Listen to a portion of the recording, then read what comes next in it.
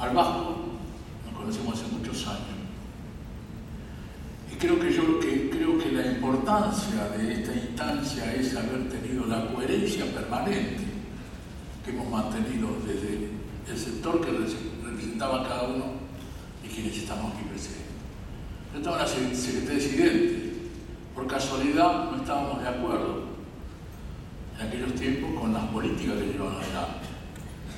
Y jamás vamos a estar de acuerdo, porque es una cuestión de naturaleza del hombre de trabajo, entiendo yo. Y yo recuerdo que es cierto, como decía el Vasco, que en algunas reuniones, cuando la situación era difícil, se planteaba la posibilidad o la necesidad de vender el Banco Provincia. El Banco Provincia en ese entonces tenía hipotecada, creo que algo más de un tercio de la provincia, de los campos de la provincia de Buenos Aires. Y era entregar, no solamente el banco, sino entregar parte de la provincia de Buenos Aires. Pero por supuesto que nosotros nos oponíamos a todo ese tipo de cosas. Indagando un poco esa situación, surge que ni siquiera los mandantes de aquel entonces le exigían la venta al banco. Eran los que querían ser más papita que el Papa, los que estaban subordinados mentalmente al poder dominante de aquel entonces, eran los que querían ofrecerle, ¿no es cierto?, ese negocio a los grandes capitales internacionales. Y nosotros siempre nos oponíamos a ese tipo de cosas. Siempre estuvimos, por supuesto, en desacuerdo. Y en todas las políticas que se llevaron, en la década del 90 estuvimos en desacuerdo. Porque el otro día escuché a alguien que decía, este nuevo mundo, el nuevo mundo que se viene. También en la década del 90 decía que era el nuevo mundo. Y nosotros empezamos a incorporar, a conocer palabras que no estábamos acostumbrados a escucharlas. La polivolencia funcional. ¿De qué se trata esto?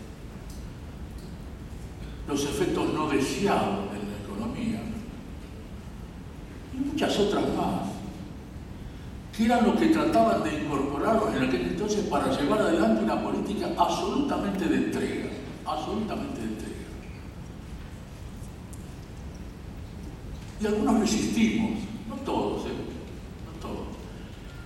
Y siempre poníamos nosotros, en particular el conjunto de organizaciones gremiales que nos acompañaron, y muchos sectores del empresariado, siempre pusimos las convicciones que teníamos en ese momento para evitar esa entrega que evidentemente no alcanzó. Y yo recuerdo que en aquel momento nosotros defendíamos con todo énfasis, con toda nuestra fuerza, con todas nuestras convicciones, por ejemplo, las privatizaciones de la jubilación estatal, para que no pasen a la AFP también.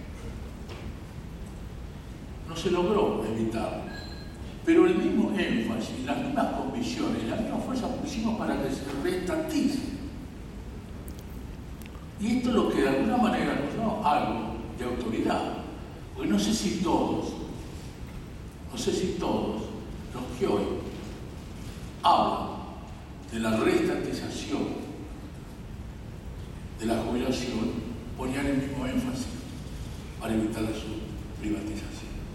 Entonces, esto es lo que de alguna manera nos da la coherencia, ¿no es cierto?, de que no estuvimos equivocados.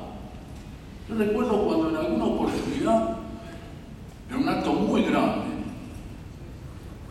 hablamos de que no había que entrar al ALCA. Porque nosotros decíamos, imaginen el ALCA, ¿no es cierto?, el libre comercio entre Estados Unidos y las Islas Vírgenes de no sé de dónde, o Nicaragua, esos países que no tenían ninguna posibilidad.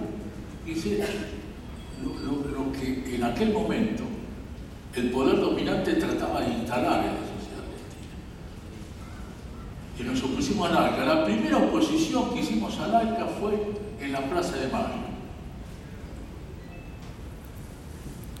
Y es lo que definíamos en el cartel que teníamos en el acto, decía al carajo.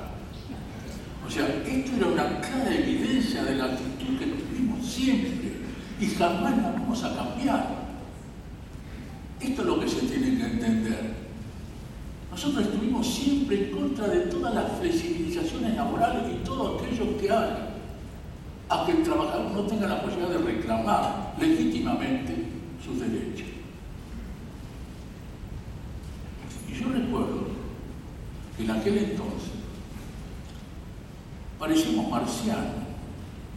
Cuando nosotros planteamos, por ejemplo, que había que salir de la convertibilidad ordenadamente, nosotros decíamos, no podemos tener ese corsé en nuestra economía que nos impide y nos ha convertido en un país exclusivamente importador.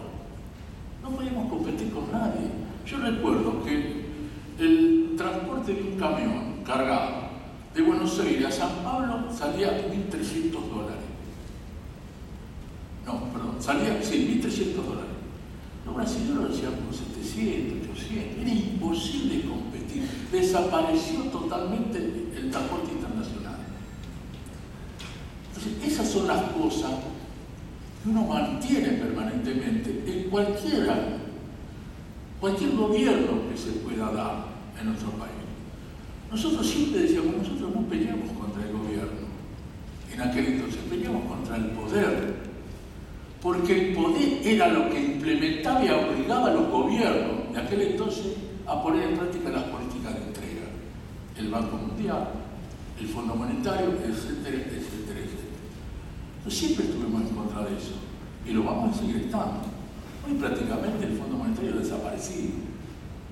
No existe. El Banco Mundial no sé cuál es realmente la misión que tiene, pero no tiene mucha trascendencia. Entonces, por eso creo que esta coherencia que hemos mantenido y que seguramente vamos a mantener es lo que nos ha dado un poco de credibilidad frente a nuestros trabajadores. Hoy era una situación distinta, pero era necesario hablar de aquel entonces para evaluar lo que está pasando en